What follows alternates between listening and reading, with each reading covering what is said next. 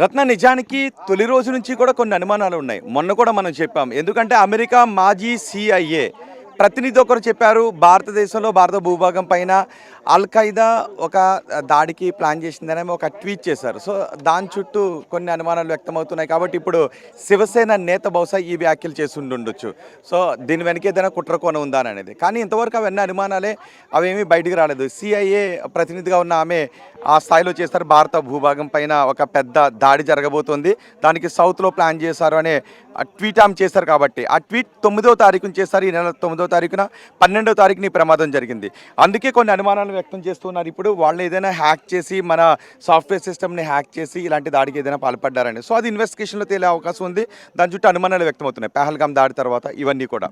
అయితే cockpit voice రికార్డర్ని తీసుకున్నారు కాబట్టి, రికవరీ చేయగలిగారు కాబట్టి ఇప్పుడు దొరికింది. దాన్ని డీకోడ్ చేస్తే కరెక్ట్గా ఫ్లైట్లో ఆ సమయంలో చివరి క్షణాల్లో పైలట్ ఏం చెప్పాలనుకున్నాడు ఏటీసీకి అనే వివరాలు తెలిసే అవకాశం ఉంటుంది. సో ఇప్పటివరకు కూడా మనం చూసాం, అక్కడ ఎన్ఐఏ సిబ్బంది కూడా వచ్చారు. బహుశా ఎన్ఐఏ ఇన్వెస్టిగేషన్ చేస్తోంది అంటేనే కొన్ని అనుమానాలు వ్యక్తం చేయాల్సిన పరిస్థితి ఉంటుంది. అంటే ఏ కోణాన్ని తీసిపారేయలేం, కుట్ర కోణం ఉందా, సాంకేతిక లోపం ఉందా, మానవ తప్పిదం ఉందా, ఇవన్నీ కూడా పూర్తిగా విశ్లేషించి ఎంక్వైరీ చేసిన తర్వాత ఒక రిపోర్ట్ ఇస్తారు. కాబట్టి అన్ని టీంలు కూడా రంగంలోకి దిగుతాయి. ఇంతకుముందు మనకి బిగ్ స్క్రీన్ పైన ఏదైతే కనిపిస్తుందో, బిగ్ టీవీ స్క్రీన్ పైన ఏదైతే కనిపిస్తుందో ఆ ప్లేస్కి ఎన్ఐఏ ప్రతినిధులు కూడా వచ్చారు, డీజీసీఏ ప్రతినిధులు కూడా వచ్చారు, ఆ ఇన్వెస్టిగేషన్ అంతా చేశారు. ఇప్పుడు మీరు చూడొచ్చు, ఇంతకుముందు ఒక క్రేన్ వచ్చింది, ఇప్పుడు రెండో క్రేన్ను కూడా తీసుకొచ్చారు. ఆ టెయిల్ పార్ట్ చివరి భాగంలో ఆ క్రేన్ హుక్స్ని హ్యాంగ్ చేశారు, వాటిని తగిలించారు. బహుశా ఇప్పుడు క్రేన్ ఆపరేట్ చేసి ఆ భాగాన్ని పైకి లేపే అవకాశం ఉంటుంది, అటువైపుకి ఆ భాగాన్ని పైకి లేపే అవకాశం ఉంటుంది. ఇంతకుముందు ఒక బాడీని కూడా ఇక్కడ ట్రేస్ చేశారు. బహుశా ఒక బాడీని ట్రేస్ చేశారా, 2 బాడీలు దొరికాయి అనేది తెలియాల్సి ఉంది. ఎందుకంటే 2 వైట్ క్లాత్లు తీసుకొచ్చారు, వాటిలో ఒక మూట కింద కట్టి ఆ తర్వాత దాన్ని తీసుకుని వెళ్ళారు. అంటే ఇంకా అక్కడ బాడీస్ ఉన్నాయనే విషయం తేలుతుంది.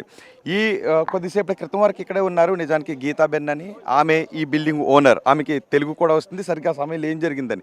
చాలా విమానాలు ఒక్కొక్కసారి ఇక్కడ చాలా కింద నుంచే వెళ్తుంటుంటాయని. నిజానికి ఇక్కడ అహ్మదాబాద్ రన్వే గురించి, ఇక్కడున్న పరిసరాల గురించి కూడా కొన్ని అసంతృప్తులు ఉన్నాయి. మనకి బేగంపేటలో అప్పట్లో విమానాశ్రయం ఎలా ఉండేదో, నివాస ప్రాంతాలన్నీ కూడా రన్వే చివరిని ఎలాగైతే ఉండేవో, ఇక్కడ కూడా అహ్మదాబాద్ ఎయిర్పోర్ట్ అలాగే ఉంటుంది. అహ్మదాబాద్ ఎయిర్పోర్ట్ రన్వే చివరి నుంచి కూడా ఈ నివాస ప్రాంతాలు ఉంటూనే ఉంటాయి. సో ఆ రోజు ప్రమాదం జరిగినప్పుడు వీళ్ళు మధ్యాహ్నం తిన్న తర్వాత సరదాగా అలా మధ్యాహ్నం పడుకున్నారంట. పడుకున్న తర్వాత ఒక్కసారిగా విమానం రోజు చాలా కింద నుంచి వెళ్తాయి, ఎప్పుడో మన మీద పడిపోతుందా ఏంటి విమానం అని అనుకుంటూ ఉంటాము. కానీ ఆ రోజు ఇంకా కింద నుంచి వెళ్ళిన వెంటనే ఒక పెద్ద శబ్దం వచ్చింది, మా బిల్డింగ్ ఊగినట్టుగా అనిపించింది అని మాట్లాడారు. ఇప్పుడే మనతో మాట్లాడారు. ఒకసారి ఆమె బయట కూడా మనం తీసుకునే ప్రయత్నం చేద్దాం. సో ఇక్కడ మాత్రం మరికొద్దిసేపట్లో ఇప్పుడు బిగ్ టీవీ స్క్రీన్ పైన కనిపిస్తుంది, 2 క్రేన్స్ని తీసుకొచ్చి, భారీ క్రేన్స్ని తీసుకొచ్చి వాటిని హుక్ చేసి ఉంచారు. బహుశా ఒక గంట లోపులోనే దాన్ని పైకి లేపే అవకాశం ఉంటుంది. అక్కడ వర్కర్స్ కూడా మనకి కనిపిస్తున్నారు. సో ఆ టెయిల్ పార్ట్ని పైకి లేపిన తర్వాత అందులో ఇంకేమన్నా బాడీస్ కనిపించే అవకాశం ఉంటుందా? ఆ బిల్డింగ్లో ఆ సమయంలో మెడికల్ సిబ్బందితో పాటు కొంతమంది వర్కర్స్ కూడా ఉన్నారు, వాళ్ళ చుట్టాలు కూడా అక్కడ ఉన్నారు. కాబట్టి వాళ్ళ జాడ ఇంకా తెలియట్లేదు, వాళ్ళ ఆచూకీ తెలియట్లేదు. అటు హాస్పిటల్ దగ్గర వాళ్ళ బాడీస్ లేవు, ఇటు వీళ్ళ జాడ ఎక్కడ కూడా బతికి ఉన్నట్టుగా తెలియడం లేదు. సో ఏమైపోయారు, వాటి కింద ఏమన్నా వారి అవశేషాలు ఏమైనా ఉండే అవకాశం ఉంటుందనే అనుమానాలు కూడా వ్యక్తమవుతున్నాయి. ఈ ఆపరేషన్ ఇప్పుడు డెబ్రిస్ని తొలగించే ఆపరేషన్ స్టార్ట్ అయింది. మరికొద్దిసేపట్లో బహుశా ఈ టైల్ పార్ట్ని పైకి లేపే అవకాశం అయితే కనిపిస్తుంది. సో ఇప్పుడు అన్ని యాంగిల్స్లోనూ ఈ సాంకేతిక లోపానికి కారణం ఏంటి, ఎటువంటి సాంకేతిక లోపం కారణంగా ఈ విమాన ప్రమాదం జరిగింది, దీని వెనుక కుట్ర కోణం ఏమైనా ఉందా, ఈ బోయింగ్ విమానాలు అస్సలు ఎంతవరకు సురక్షితం, ఈ అన్ని యాంగిల్స్లోనూ కూడా ప్రస్తుతం ఇన్వెస్టిగేషన్ జరుగుతుంది. ఆ కమిటీ రిపోర్ట్ వచ్చిన తర్వాత, బ్లాక్ బాక్స్ని డీకోడ్ చేసిన తర్వాత వాస్తవ కారణాలు తెలిసే అవకాశం ఉంటాయి. ఈ ప్రయాణికులందరికీ కూడా ₹1 కోటి నష్టపరిహారాన్ని ప్రకటించారు.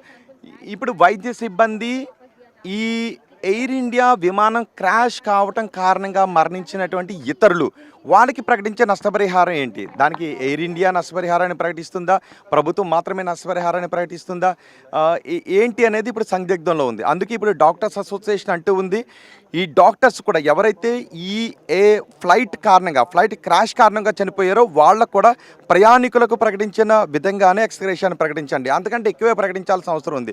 ఎందుకంటే ఎంతో కష్టపడి చదివి ఇక్కడ వరకు రాగలిగారు భావి డాక్టర్లు, ఎంతో భవిష్యత్తు ఉన్నవాళ్ళు, వాళ్ళ కుటుంబాలపై ఆధారపడిన వాళ్ళందరూ కూడా ఇప్పుడు అయోమయంలో పడిపోయారు అని చెప్తూ ఉన్నారు. అందుకే ఈ ఫ్లైట్ క్రాష్ కారణంగా చనిపోయిన మెడికల్ సిబ్బంది కూడా అంతే పరిహారం అందించండి అని అడుగుతున్నారు. సో ఇప్పుడు ఇంకొన్ని డిమాండ్స్ కూడా వచ్చే అవకాశం ఉంటుంది. ఫ్లైట్ క్రాష్ కారణంగానే చనిపోయారు కాబట్టి ఈ ప్రయాణికులకి ఎలాంటి పరిహారం అందించారో అలాంటి పరిహారం మెడికల్ సిబ్బందికి అందించండి అని అడుగుతున్నారు. సో సామాన్యులు కూడా రేపటి నుంచి అలాంటి పరిహారమే అందించండి అని పొలిటికల్ టర్న్ కూడా తీసుకునే అవకాశం ఉంటుంది. మిగిలిన వాళ్ళు కూడా రాజకీయపరమైన ఒత్తిడి కూడా తీసుకొచ్చే అవకాశం ఉంటుంది. సామాజిక కార్యకర్తలు కూడా ఆ రకమైన ఒత్తిడి తీసుకొచ్చే అవకాశం ఉంటుంది. సాధారణ ప్రజలు కూడా ఎవరైతే చనిపోయారో చిన్న కిడ్స్ దగ్గర నుంచి వాళ్ళందరూ కూడా ఎయిర్ ఇండియా ఈ రకమైన పరిహారాన్ని అందించండి అని. సో ఎయిర్ ఇండియా మాత్రం ఇప్పటివరకు ప్రయాణికులకు చెల్లించే నష్టపరిహారం గురించి చెప్పింది తప్ప మిగిలిన వాళ్ళకి చెల్లించే నష్టపరిహారం గురించి మాట్లాడలేదు. ప్రధాని మోదీ మాత్రం ఖచ్చితంగా ఎవరైతే ఈ ప్రమాదం బారిన పడ్డారో వాళ్ళందరినీ కూడా ప్రభుత్వం ఆదుకుంటుంది, అండగా ఉంటుంది. మీరు ఈ సమయంలో మిమ్మల్ని ఓదార్చలేను కానీ మీరు ఆందోళన పడద్దు, భరోసా ఇస్తున్నామని మోదీ కూడా అన్నారు. కాబట్టి వాళ్ళకి ఎక్స్గ్రేషియా విషయంలో అటు ఎయిర్ ఇండియా కూడా ఎటువంటి నిర్ణయం తీసుకుంటుంది అనేది మనం వేచి చూడాలి. ఇంతకుముందు ఎయిర్ ఇండియా ప్రతినిధులు కూడా అక్కడికి వచ్చారు, అక్కడ పరిశీలించి వెళ్ళారు. సో ఎక్స్గ్రేషియా విషయంలో ఎటువంటి నిర్ణయం తీసుకుంటుందో చూడాలి. రత్న, నిజానికి వాళ్ళు నిన్న వచ్చినప్పుడు మాట్లాడారు, ఫోరెన్సిక్ టీం మాట్లాడారు, కానీ డాక్టర్లు కూడా దీని గురించి ఎటువంటి ఇన్ఫర్మేషన్ బయటకు చెప్పొద్దు అని వాళ్ళు చెప్తున్నారు. కెమెరా లేకపోతే మాట్లాడుతూ ఉన్నారు. తొలి రోజు మాత్రం కొన్ని మీడియా సంస్థలతో మాట్లాడారు. నిన్న తెలుగు డాక్టర్ కూడా కనిపించారు. ఆయన అవును చాలా పరిస్థితి దారుణంగా ఉంది అంటూ వెంటనే 2 ముక్కలు మాట్లాడి వెళ్ళిపోయారు. అది కూడా కెమెరా ముందు కాదు. సో ఇప్పుడు మనం ఆయనతో కూడా మనం మాట్లాడించే ప్రయత్నం చేస్తున్నాం. సో దీని గురించి ఎవరు కూడా ఒకవేళ ఏదైనా విమర్శలు చేస్తే మళ్ళీ దాని ఫలితం ఎలా ఉంటుందని అనుకుంటూ ఉన్నారు. అందుకే కొంచెం ఆచితూచి మాట్లాడుతున్నారు. అందుకే డెత్ టోల్ గురించి కూడా హాస్పిటల్ వర్గాలు ఖచ్చితమైన సమాచారాన్ని అందించడం లేదు. కానీ వాళ్ళందరూ కూడా ఒక భయాన్ని, అంటే మనతో కొంతమంది మాట్లాడిన వాళ్ళు ఉన్నారు. నేను నిన్న ఇక్కడికి వచ్చి ఆ భోజనం చేశాను, ఆ టైంలో రోజు కూడా వస్తూ ఉంటుంటాను, కానీ ప్రమాదం జరిగిన రోజు మాత్రం నేను ఆ సమయానికి అక్కడ లేను కాబట్టి నేను ఇప్పుడు బతికున్నాను అని వాళ్ళు భయాందోళన వ్యక్తం చేస్తున్నారు. తమ ఫ్రెండ్స్ని కోల్పోయాం, వాళ్ళ ఆచూకీ కూడా ఎలా ఉందో ఇంకా తెలియని పరిస్థితుల్లో ఉందని చెప్తున్నారు. ఎవరైతే ఇప్పటివరకు ఎవరిని కూడా చూపించట్లేదు. డిఎన్ఏ శాంపిల్స్ ఇవ్వాలి, అక్కడికి వచ్చి గుర్తుపట్టడానికి అవకాశం ఉన్న ఒక 8 దేహాలను మాత్రం ఇచ్చేశారు. మిగిలిన వాళ్ళు ఎవరు ఏంటని గుర్తుపట్టడానికి అవకాశం లేదు. వాళ్ళు డాక్టర్లు కానివ్వండి, ఇంకెవరైనా కానివ్వండి. సో ఇప్పుడు వాళ్ళకి డిఎన్ఏ పరీక్షలు చేసిన తర్వాత మాత్రమే వాళ్ళని అప్పగించే అవకాశం ఉంటుంది. అలా కాకుండా ఇక్కడ డాక్టర్స్ ఉంటే వాళ్ళ బంధువులు, వాళ్ళ డీటెయిల్స్, మేము వీళ్ళ సంబంధికులం, వీళ్ళు మిస్ అయ్యారు ఇందులో అని డీటెయిల్స్ ఇస్తే అప్పుడు ఏదైనా గుర్తుపట్టడానికి ఉన్న దేహం ఏదైనా ఉంటే అక్కడికి తీసుకువెళ్ళి వాళ్ళకి చూపిస్తున్నారు తప్ప మిగిలిన వాళ్ళకి చూపించట్లేదు, ఈవెన్ వాళ్ళు డాక్టర్లు అయినప్పటికీ కూడా. సో అందుకే డాక్టర్లు కూడా మనం ఒక డాక్టర్ ఆవేదన చెందుతున్న దృశ్యాలను కూడా మనం సోషల్ మీడియాలో చూస్తాను. నేను లోపలికి వెళ్ళినామంటే నా విలువైన డాక్యుమెంట్స్ అక్కడ ఉన్నాయి, మా కిడ్ వైఫ్ కూడా వెళ్ళిపోయారు, ఇది మేము ఖాళీ చేసి వెళ్ళిపోయారు, ఇప్పుడు నా డాక్యుమెంట్స్ అక్కడ ఉన్నాయి, నన్ను పంపించండి అని కూడా ఆయన అడుగుతున్నారు. వాళ్ళు సంబంధించినవి కూడా లోపల ఉన్నాయి, నన్ను లోపలికి పంపించండి అని. సో డాక్టర్స్ని కూడా అక్కడ లోపలికి పంపించట్లేదు. ఇప్పుడు వాళ్ళందరూ కూడా అయోమయంలో ఉన్నారు.